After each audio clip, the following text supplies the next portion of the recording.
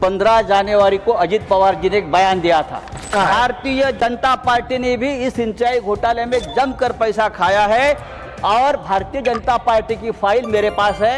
ये अजित पवार का बयान 15 जनवरी को आया है और उसके बाद 10 दिन बाद अजित पवार की विमान दुर्घटना में मौत होती है। सर, आज मुझे अजित पवार जी की याद आ रही है। फिर हमारे बड़े नेता थे महाराष्ट्र के, आपके साथी भी रहे हमें आज बहुत सालों से, 3 साल से। दुर्भाग्यपूर्ण तरीके से उनकी मौत हो गई। आज भी हम लोग सदमे में है कि ये कैसा हो गया।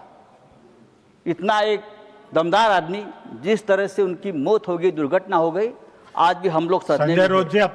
अजित टाइम खत्म हो गया। ठहरो सर, आपका समय अजित पवार के ऊपर 70,000 करोड़ के सिंचाई घोटाले का आरोप किया था आपकी सरकार ने किया, लेकिन वो भारतीय जनता पार्टी के साथ आ गए और पवित्र हो गए। 15 जनवरी को अजित पवार जी ने एक बयान दिया था। 15 जनवरी को अजित पवार ने बयान दिया था और भारतीय जनता पार्टी को एक जवाब दिया था। आप सब्जेक्ट के बाहर और क्या कहा था कि अगर आप सिंचाई घोटाले का आरोप करते हो, ये विषय नहीं है, सिंचाई घोटाले का आरोप करते हो तो सिंचाई घोटाले का पैसा सिर्फ हमने नहीं खाया है, भारतीय जनता पार्टी ने भी इस सिंचाई घोटाले में जमकर पैसा खाया है और भारतीय जनता पार्टी की फाइल मेरे पास है।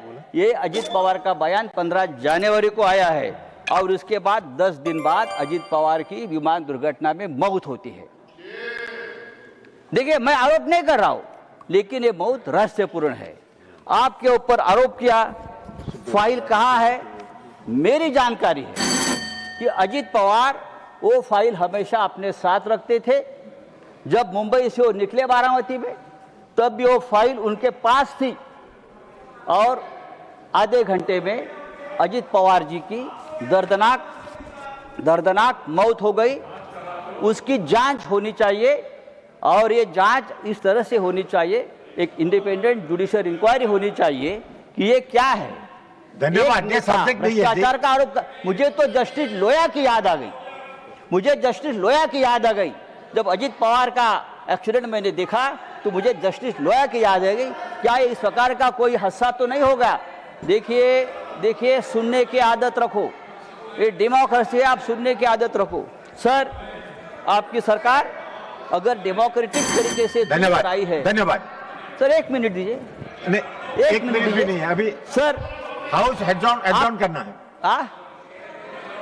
सर, समाप्त कीजिए। ये सरकार हिंदुत्व की बात करती है, लेकिन इस देश में सबसे ज्यादा तकलीफ में अगर कोई होगा तो हिंदू है।